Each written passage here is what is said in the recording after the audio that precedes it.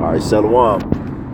We want to start off by giving our praises to Yahweh, Ba'Shem, Yahweh Shai, Ba'Shem, Rakakadash. Double honors to the apostles and elders of Great Millstone, rule well, and peace and salutations to the house of David, the elect man pushing his truth and faith and sincerity.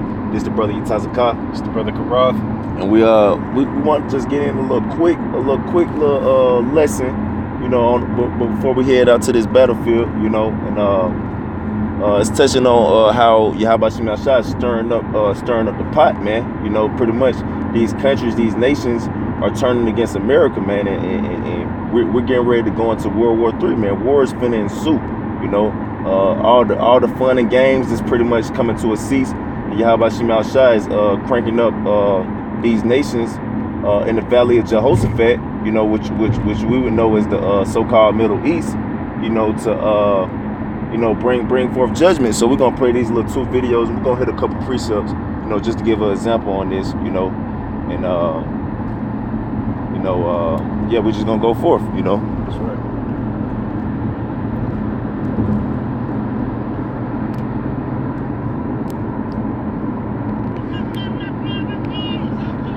Can't really hear it, can you, bro?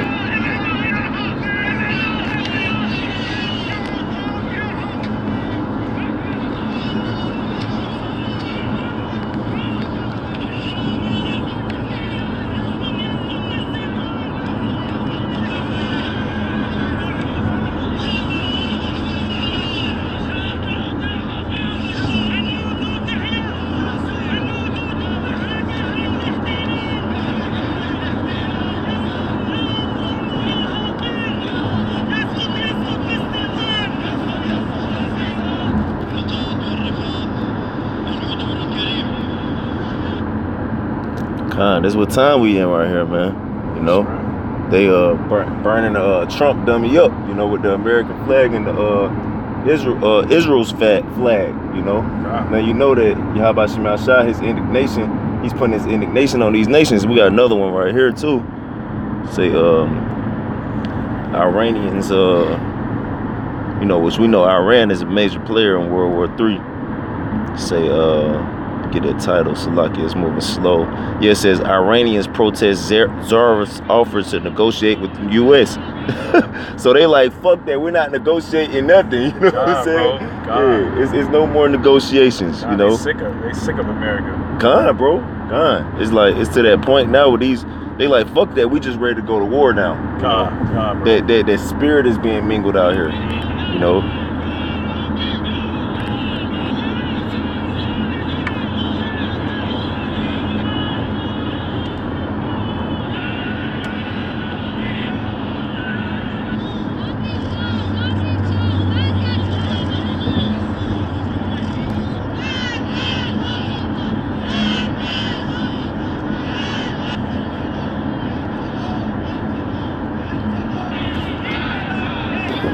Oh yeah, they mourning that General Solomon Manani. So yeah, man, you see what's going on, you know.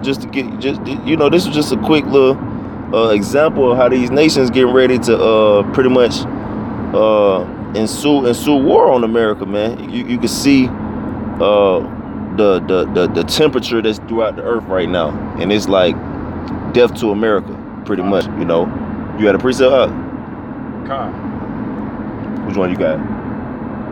Let me read this first. Then I grab what you got. So, this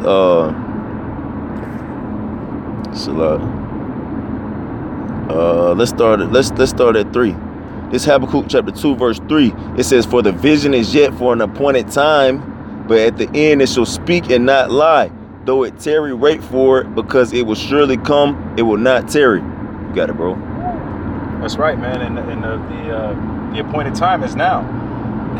You know, now we're starting to see all these prophecies rolling out, man. We're starting to see, the talks of war. You know, we see the nations getting all riled up all over the world. You know, we see that America's getting we can see that America's is starting to be the target of a lot of hate, man. Mm-hmm. A lot of people are starting to really see America for what it truly is, man. Bro. You know, and the nations are really starting to hate America. Mm-hmm. It says, verse 4, behold, his soul which is lifted up is not upright in him, but the just shall live by his faith. Yet also because he transgresseth by wine, he is a proud man, neither keepeth at home, who enlarges his desire as hell, and is as death, and cannot be satisfied, but gathereth unto him all nations, and heapeth unto him all people.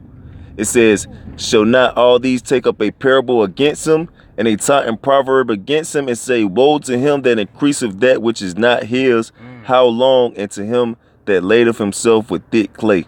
Oh, that's right, man. And that's you know, and that thick clay is that you know, he's basically, you know, that his trespasses, you know, that the sins that he's committed, man, throughout the world, man. And his debt, you know you go into that word, it's I can't remember the Hebrew word for it, but it pretty much go into debt, you know. Right. But yeah, but that's an example of his trespasses, you know what I'm saying? Brother. And you know, it's basically you know, it's basically he's got to pay up now, man. Brother. He's got to pay up, yeah, you know, and that's the nations are upset, man. They ready for this devil to go down. Bro, because ultimately, who is the number one person he's in debt to? That's Yahweh Shemel Shah. Yeah, that's Yahweh Shemel Shah, you know. So ultimately, and we know Yahweh Shemel Shah, he used these nations as tools, you know, to execute his will, you know. So he's like you said, it's time for him to pay up, you know. Let me read down a little bit more. I know you got one.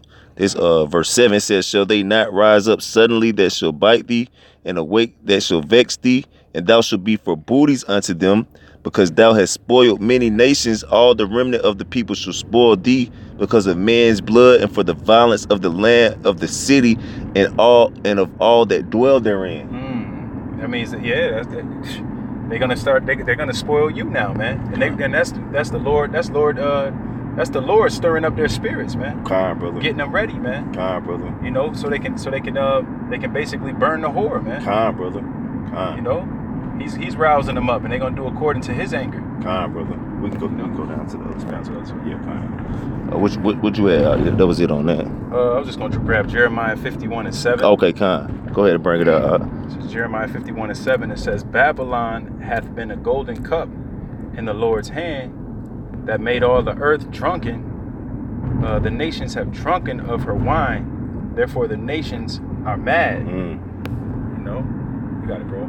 Bro, and that's what's happening, man. You know, these nations have drunk of the wine of America. You know, like the brother was touching on, all their trespasses, man. You know, all their all their wickedness, pretty much. You know, all their evil agenda that they push throughout the earth, that they pretty much persuaded and swayed the masses with. And now these nations are waking up from their drunkenness. You know, they're starting to shake their drunkenness off, and they're looking at you like, hold on, you spiked my drink, motherfucker. You know what I'm saying? Yeah, and they're mad, man. You know, and that's why you see these in the Middle East, they're protesting every day. You know, they're burning American flags. They're burning Israel's flags. You know, they pretty much want retribution for all the things and atrocities that America has committed against them. You know. God. You'll read down to 9, Baba Kasha. God. We can park over here. Verse 8, Babylon is suddenly fallen and destroyed. Howl for her. Take balm for her pain. Oh, the brothers over there, Salak. Yeah, they over there, Salakia. God. This is Jeremiah 51:8. Turn around. Yeah, God. Babylon is suddenly fallen and destroyed. Howl for her. Take balm for her pain. If so be, she may be healed. And that's they're just speaking, you know. Yeah, there's what you call it, sarcasm. Yeah, speaking sarcastically, saying if so, she may be healed. And they already know it's going to be a grievous wound. Brother. That wound is going to be grievous, and it's not going to be able to be healed. That's right. That's right. Verse 9.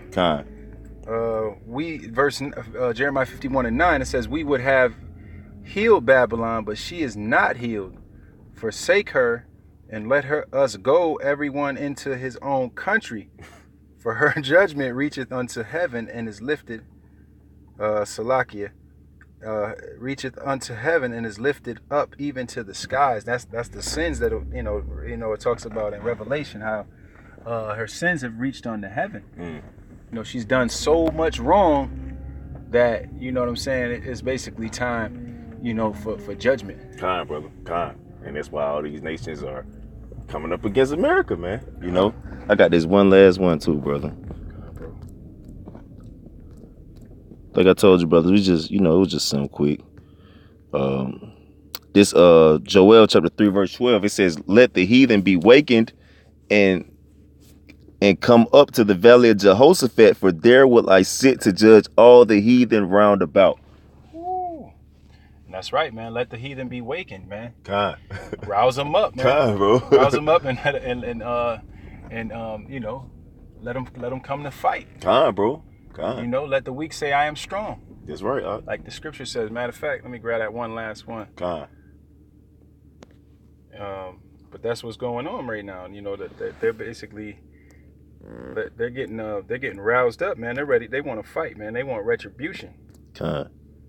That's Jeremiah 49, right? Or is it? It's Joel 3 and 10. Oh, Joel. Oh, it's always in the same chapter. Yeah, come on, bro. Oh, wow. That's the spirit. I thought it was in Jeremiah. Salakia, brothers.